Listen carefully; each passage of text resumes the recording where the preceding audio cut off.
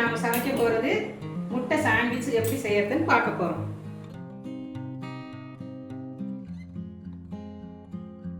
கடுகு போட்டுக்கிறோம், கொஞ்சம் கடுகு, உளுத்தம்பருப்பு, கடலைப்பருப்பு,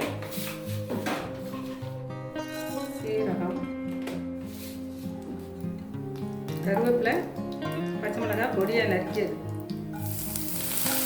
பூண்டு இஞ்சி பொடியாக நறுக்கினது, வெங்காயம் போட்டுக்கலாம். அப்போ பொடியாக நறுக்கிய தக்காளி ஒன்று,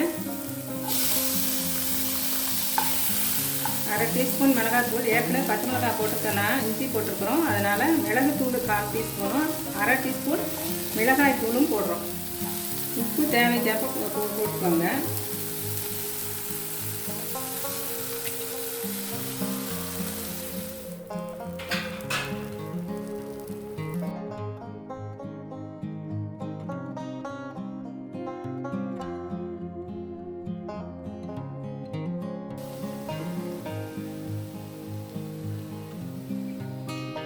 ப்ரெட்டை வச்சு நம்ம சாண்ட்விச் பண்ணலாம்.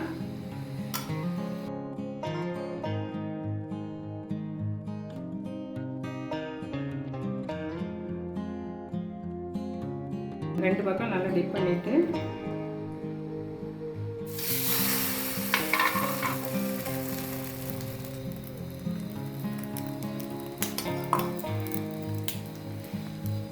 மீடியம் ஃப்ளேமில் வச்சுக்கோங்க, இல்லைன்னா ஒழுங்காக வராது.